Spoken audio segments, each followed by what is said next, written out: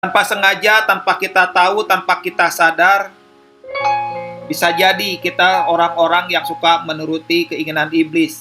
Seharusnya kita adalah orang-orang yang menuruti kehendak Bapa Surgawi. Tetapi dalam kehidupan sehari-hari, tanpa kita sadar, kita telah melakukannya. Mari kita baca dalam Matius 4 ayat pertama.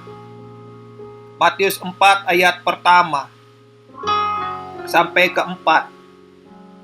Maka Yesus dibawa oleh Roh ke padang gurun untuk dicobai iblis. Setelah berpuasa 40 hari dan 40 malam, akhirnya laparlah Yesus. Lalu datanglah si pencoba itu dan berkata kepadanya, "Jika engkau anak Allah, perintahkanlah supaya batu-batu ini menjadi roti." Tetapi Yesus menjawab, "Ada tertulis, manusia hidup bukan dari roti saja, tetapi dari setiap firman yang keluar dari mulut Allah." Apa yang terjadi pada saat Yesus pada waktu itu berpuasa 40 hari dan 40 malam? Alkitab mencatat bahwa laparlah Yesus. Pada saat kondisi lapar itulah datanglah si pencoba. Dan dia berkata, "Jika engkau anak Allah, perintahkanlah supaya batu-batu ini menjadi roti."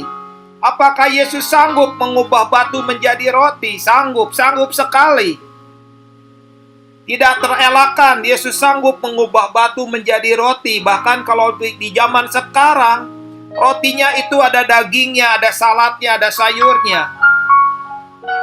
Tetapi persoalannya bukan sanggup atau tidak sanggup.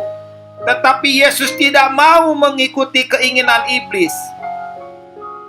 Ketika Yesus tidak mau melakukan itu, sebenarnya Yesus berkata kepada iblis, "Aku tidak mau mengubah batu menjadi roti."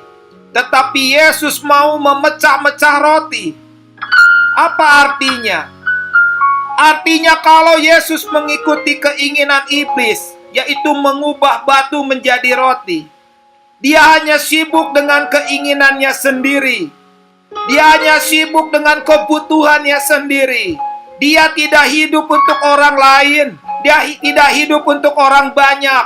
Dia tidak hidup untuk mengerjakan kehendak Bapanya. Dia hanya sibuk dengan kebutuhan dan keinginannya sendiri.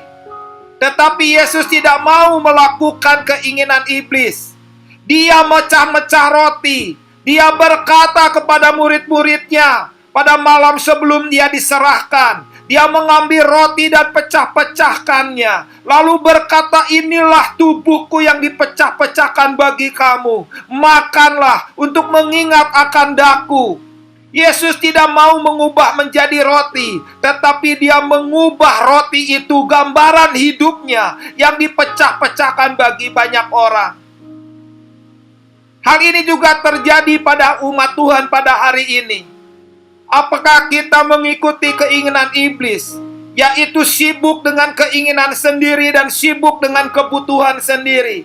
Atau kita memilih untuk melakukan kehendak Bapa Surgawi, yaitu bukan mengubah batu menjadi roti, tetapi kita berkata kepada Bapa, "Inilah hidupku, inilah hatiku.